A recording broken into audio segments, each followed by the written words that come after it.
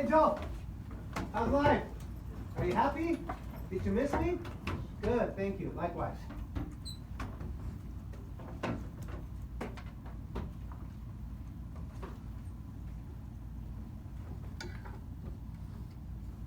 it hot outside? No? How's life, Kenya? Good. Yeah, open to my Google Classroom? Good. I've uploaded a document for the next 2 days, so we don't start a new section on a Thursday. We're gonna watch Super Size Me, all right? It's a great film, documentary. How many of you have never seen it? Raise your hand. Good, yes, good. You're gonna enjoy it. I need you to watch it. I've uploaded a document with some questions. It says key questions. I need you to think about those questions because you are going to have to answer them at the end in your notebooks. You could write those, you could answer those as you're watching the film. Okay? It's really good. I think it's a good way to close out advertising for me. It's about McDonald's and how ethical and moral they are, but at the same time, they're not. Right? Remember, we talked about this. Even though they're the most ethical company when it comes to advertising their products, that doesn't mean that their products are healthy or good for you. Right? So I can advertise a product that'll harm you in a very ethical way, right? That doesn't mean that the product is good. That's what this is about. And where the responsibility falls. Does it fall on McDonald's? Does it fall on you, the consumer? Does it fall on society? Who does it fall upon? Who does the major fault fall on? Okay? Really good film. 2 things: I don't want you using your cell phone, and I want you watching, and if you have to look at the questions and start writing, you can. Okay? Questions, concerns, doubts? Jordan, you ready to go? Yep. Even though you're not playing? Yep. That's all right. You'll play the next game. Yeah. That's right. Oh, you are going to win. There's no should. Yeah. Now I can't get out of bed. Super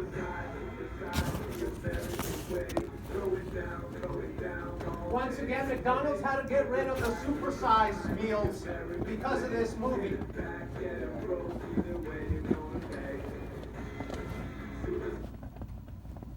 It was bigger than a large. It was an extra large. You could extra large, you could supersize your fries, your soda, and I think that was it. And it was like a big old jug. Enjoy. Great film. The surround sound fills your body, I know. How does your body feel right now with the surround sound? Good, thank you. Let me borrow a pencil, please? Yes, of course.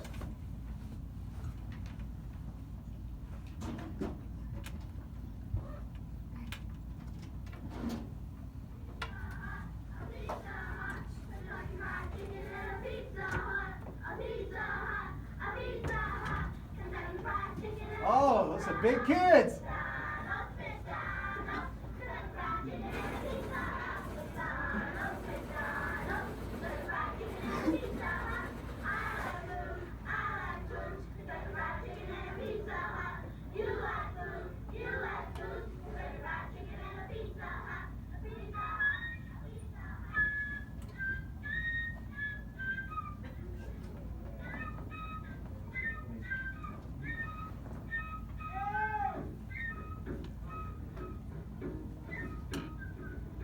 Everything's bigger in America.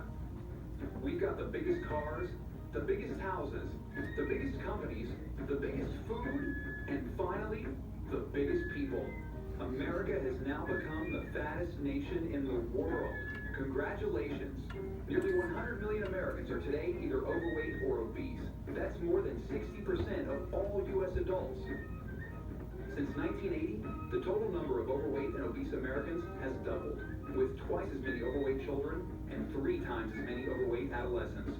The fattest state in America? Mississippi, where 1 in 4 people are obese. I grew up in West Virginia, currently the 3rd fattest state in America. When I was growing up, my mother cooked dinner every single day. Almost all my memories of her are in the kitchen, and we never ate out, only on those few rare special occasions. Today, families do it all the time. This movie is about, it's not old, but it's old. He said 60% of Americans are obese. It is now up to 87%. 87% of Americans are considered overweight. Okay. Now take that for what it is. Okay. Obesity can mean a lot of things. Okay. I'm considered obese. I'm considered overweight, so I would fall under that category. So they go by height and what you're supposed to weigh. So I'm 6'2", I'm supposed to weigh about 190 pounds. So I'm 230 pounds. So I'm supposedly 40 pounds overweight. So keep that in mind, okay? So it's not like, everyone's, huge, but still, 87% are considered not to be where they should be. That's a huge, huge chunk of the country where we live, okay? And they're paying for it, not only with their wallets, but with their waistlines. Obesity is now second only to smoking as a major cause of preventable death in America, with more than 400,000 deaths per year associated with related illnesses. In 2002, a few Americans got fed up with being overweight and did what we do best.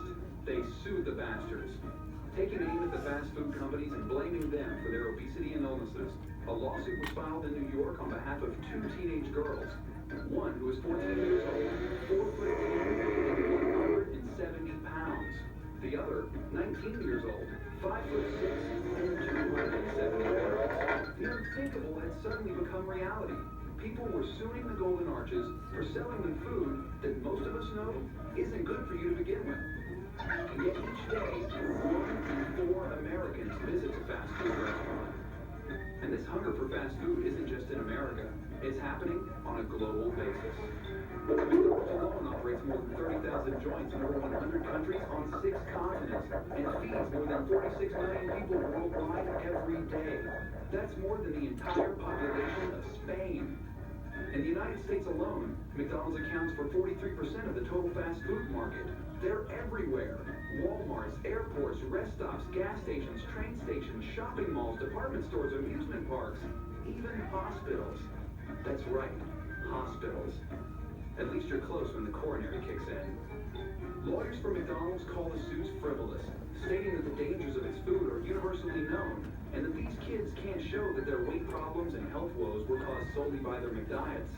The judge states, however, that if lawyers for the teens can show that McDonald's intends for people to eat its food for every meal of every day, and that doing so would be unreasonably dangerous, they may be able to state a claim.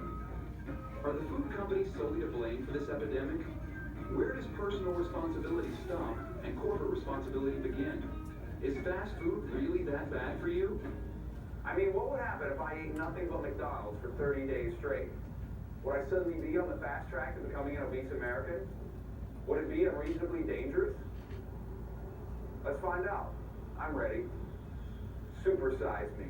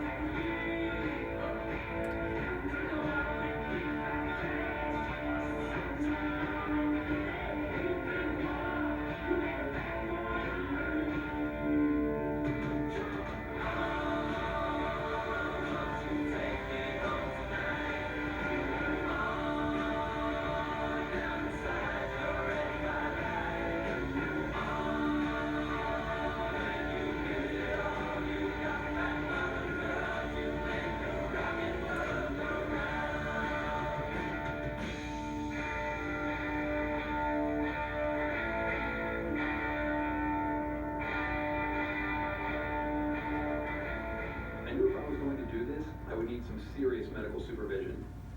So I enlisted the help of not one, but 3 doctors. A cardiologist, a gastroenterologist, and a general practitioner. You feeling quite well today, yes? Quite well. In general, any fatigue or weight loss, weight gain, any change in your vision? No fever, no urine, no cough, no shortness of breath, no chest pain. None. nausea, vomiting, heartburn. And no hospitalizations for illness. No, Do you take any medications of any sort? I don't. I've just been taking vitamins. Okay. Any food allergies or anything?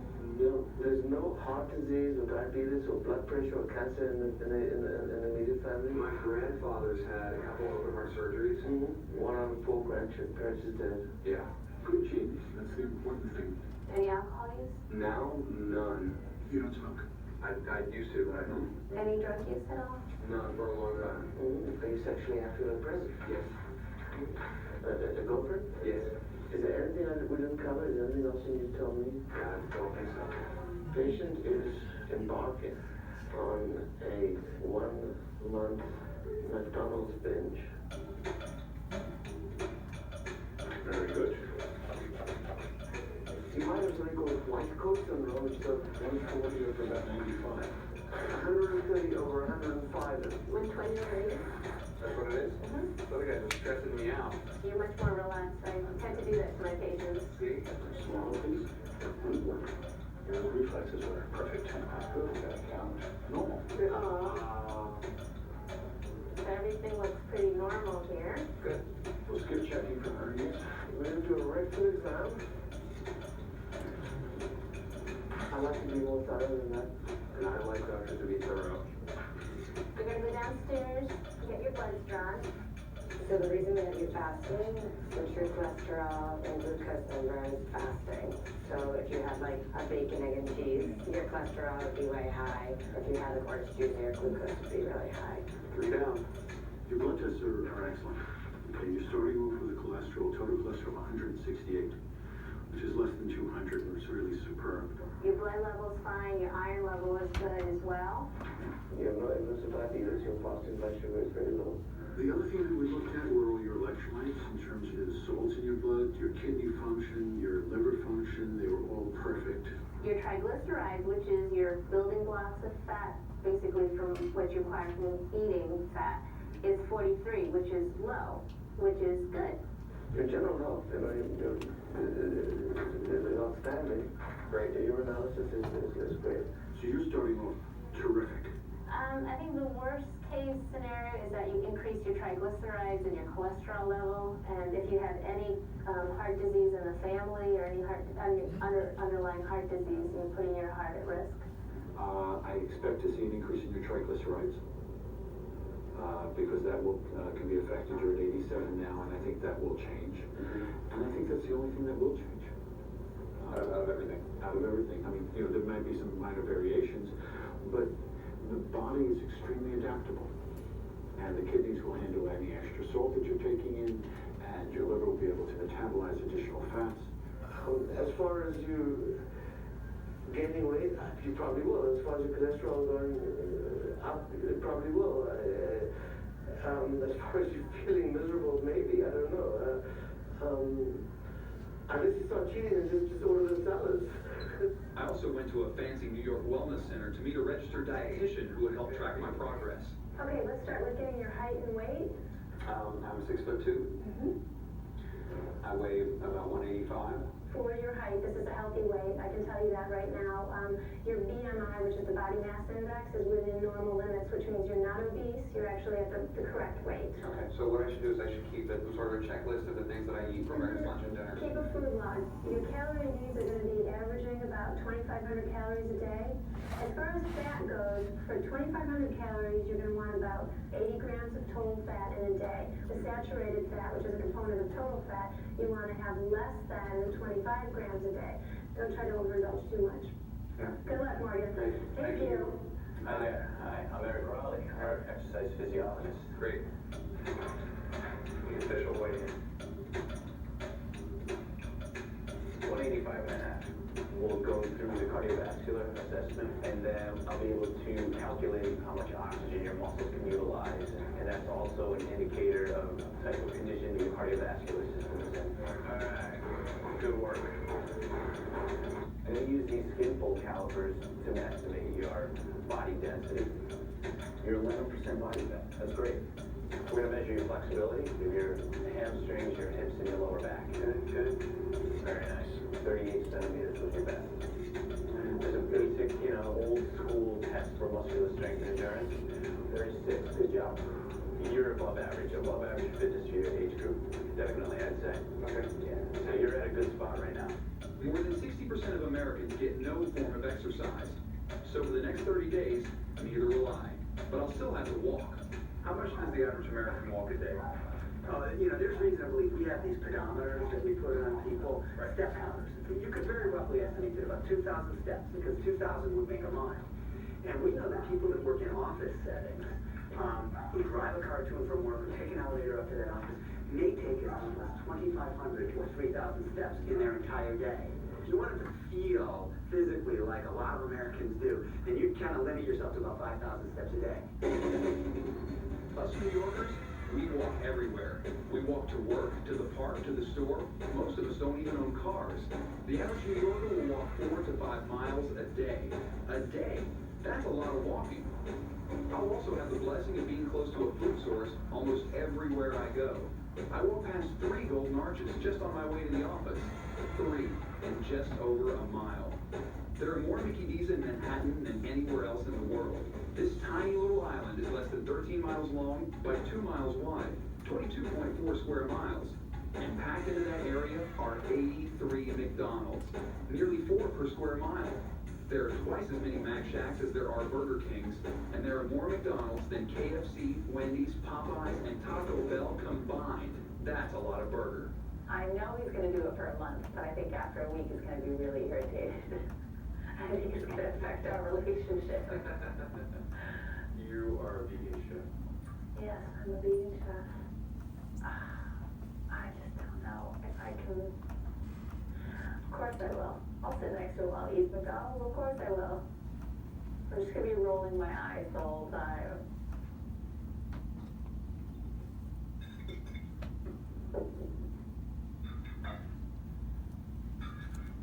And a vegetable tart, and a quinoa and roasted veggie salad, artichokes, and a simple green salad, all beautiful, organic, fresh vegetables that you're going to miss so much.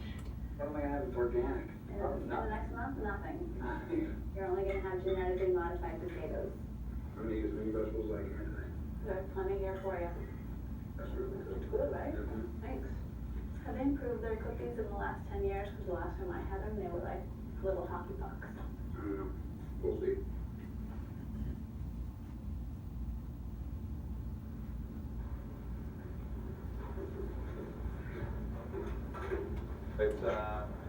It's the first day, and I'm on my way to breakfast. Could I get an egg McMuffin extra value meal? Every 8-year-old's dream right now that I'm getting ready to fulfill. I got my egg McMuffin. That's gonna be the first thing right there.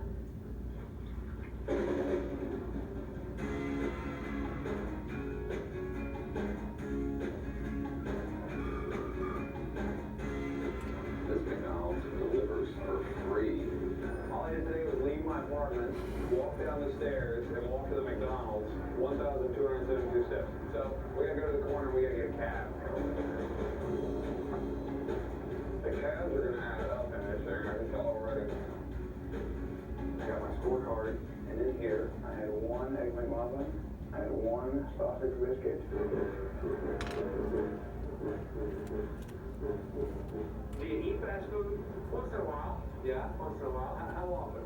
I'd say probably once every 2 weeks. 3, 4 times a week, maybe? In France, yes. Yeah. But here, no. No. I don't like here. It doesn't sound very clean. And what's your favorite place? Probably Wendy's. Mango. Taco Bell. Taco Bell. McDonald's is pretty close. Did you ever have a supersized Coke? No. In France, the small size here is the biggest size in France. Even the small size here, I can't drink. There are rules to what's going on here in this whole process. I will only supersize it if they ask me. I can only eat things that are for sale over the counter at McDonald's. Water included. If McDonald's doesn't sell it, I can't eat it.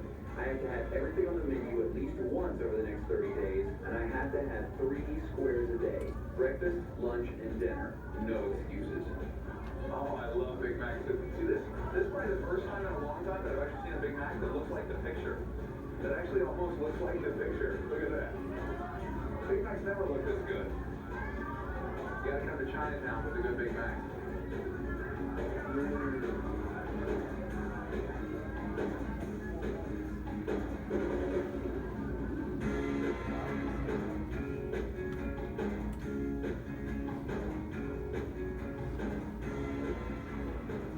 You've heard about all these people who are suing the fast food companies. Yes, I saw. Yeah. It's ridiculous, but if the American went to for everything. I took a lawsuit out of the judge. And I gotta say, if these fast food places can put their signs up, if I can walk by them and just totally ignore them and say, I'm not hungry, I don't need this, they can do it too. We don't have to go there. We don't have to shop for them. We can easily go to McDonald's or at the Valley, but we choose not to. Now, if the McDonald's refuse their service, they'll be in court again saying, we will refuse service. So you can't live your try in this world. I think there's a lot of focus on the fast food companies because they are mentioned more than virtually all the other causes in most of the articles and books and studies about why it's a sudden epidemic. Again, it can't be the neighborhood restaurant. We've had neighborhood restaurants for hundreds of years. It can't be the foods we eat at home. We've been eating at home for hundreds of years. Something is very different. I think the figure is we eat out something like 40% of our meals. John Banzhaf is currently spearheading the attacks against the food industry, advising many of the lawyers who are currently going through the process. People say he's crazy, but that's what they used to say about him when he first sued the tobacco companies. Until he won. I think in terms of responsibility, it's fair to point the big gun at McDonald's. McDonald's is one of the biggest, but more importantly, it is the one with, far more than all the others, boomers and young children. They have the playgrounds, the closed indoor playgrounds. Many places, there are no other playgrounds. You've got to take your kid there. So even at 2 and 3 and 4, those kids are being lured into there. McDonald's is very heavy on birthday parties. They, of course, pioneered the Happy Meals. Now they're Mighty Kids Meals also with those little gotta-have-them toys, so they get the kids in. And, of course, the whole clown. McDonald's is the clown. A lot of those ads appeal primarily to kids. There's a cartoon on TV which features them. So they, more than others, lure the kids in. And I think all of us are far more concerned about the kids. Another man who is worried about the kids is Samuel Hirsch. He represents the 2 girls who are suing McDonald's, with much advisement coming from Professor Banzhaf. Why are you suing the fast food establishment? You mean motives besides monetarily compensation? I mean, you want to hear a noble cause? Is that it? I think that fast foods are a major contributor to this epidemic. In 2000, Dr. David Satcher became the first Surgeon General to draw attention to the obesity crisis, declaring it a national epidemic. Now remember, we're supersizing everything. You go to any place to buy, go to any fast food store, and they're trained to tell you to buy a bigger size. For 5 cents more, you can get the super size. Federal government will define a piece of meat, 3 ounces of meat, as a sensible portion, and that looks like a deck of cards. Few people would be able to find this deck of cards if they were served a piece of meat, a steak, in a restaurant. It would probably be about 4 or 5 times the size. One typical bagel that one is eating, that looks something like this, is going to comprise